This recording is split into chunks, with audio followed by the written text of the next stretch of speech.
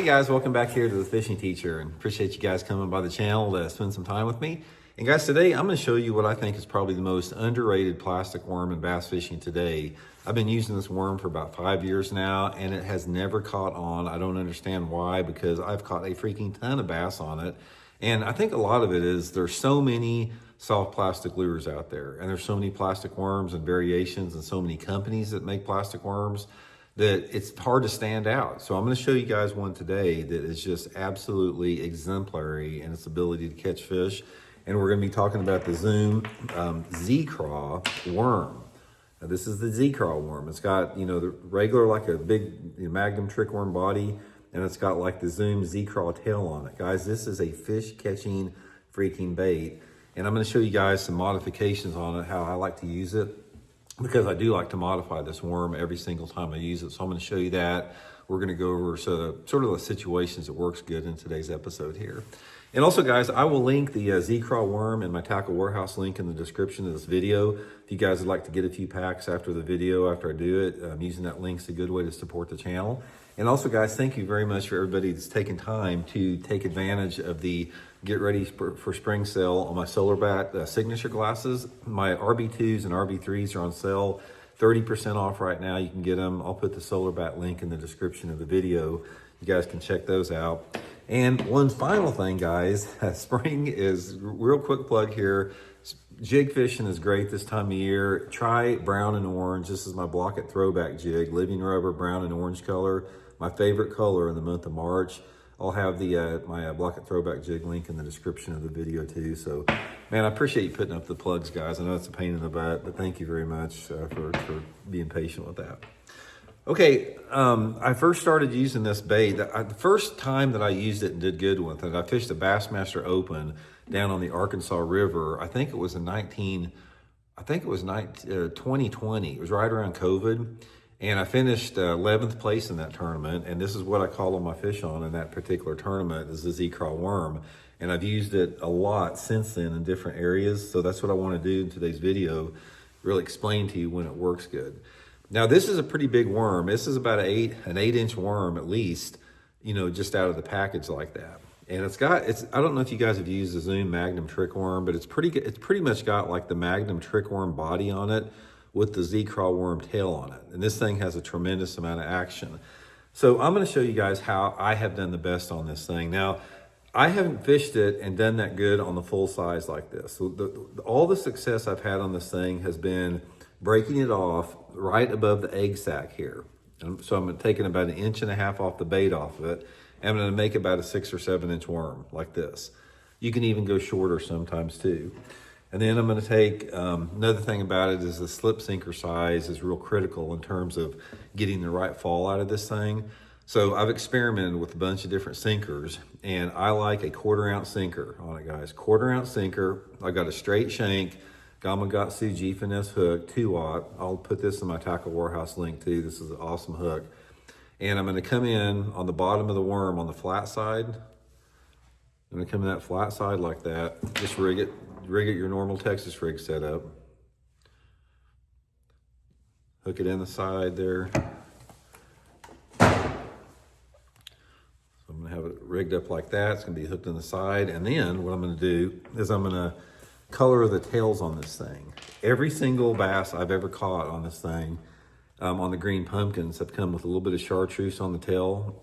And if the water is dirty, you can put more on it, but I usually like to put like about a half inch coloration on it. Just gives just some nice little color. Draw some attention to those flapping legs when it comes down there. So this is the primary setup right here that I've done the best on.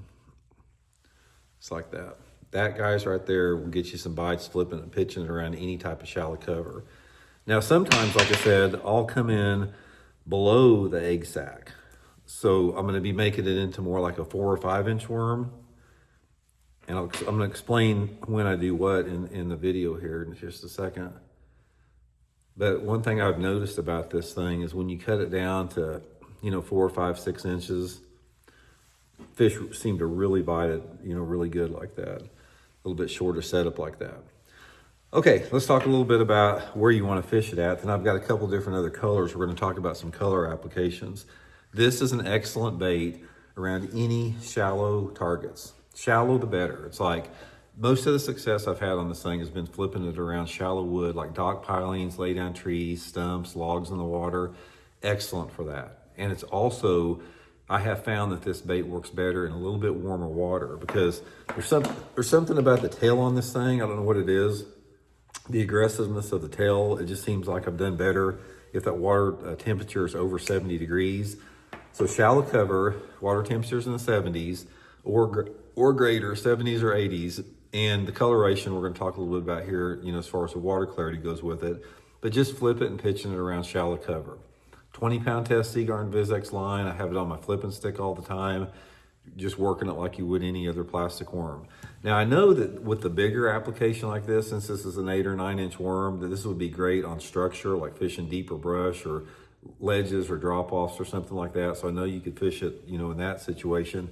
But I've got 4 different colors here that are my primary colors I use on it. Now, the first one, watermelon, this is going to be my clear watercolor. So if the water visibility is, say over 3 foot, I'll have the watermelon on there. Again, just a little bit of dye on the chartreuse. The green pumpkin that we've been talking about, I probably use the green pumpkin, I'm going to guess, at least 70% of the time. You can't go wrong with it. Green pumpkin works in a wide range of water clarities. You can catch them on green pumpkin in anywhere between a foot of visibility or greater. If I'm fishing off-colored water with it, with the green pumpkin, I usually dye the entire tail chartreuse, like a foot visibility. And as it gets cleaner, just a little bit less on there. But one of the things you'll notice about a green pumpkin is that it works really good in stained water if it's bright and sunny out. So a lot of people think if you have like this much water visibility that a dark colored worm is going to be the way to go. And that can be true. But guys, I have caught a lot of good fish on this bait right here.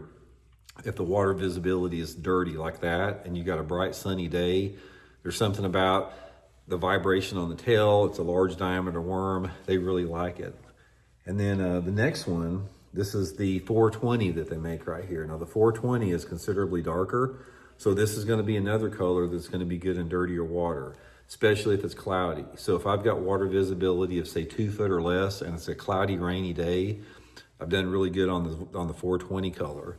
And then finally, they make a white one too. And guys, this white one here is an excellent color as like a swim jig trailer or a spinnerbait trailer. I'll just cut it off at the egg sac like this. Again, I'll put that on my swim jig, just a ton of action with it, or spinnerbait trailer, or even a chatterbait trailer. So you definitely want some white ones. So if you want to order some, guys, see my Tackle Warehouse link, I'd get the watermelon, green pumpkin, 420, and white. That covers everything with that out there.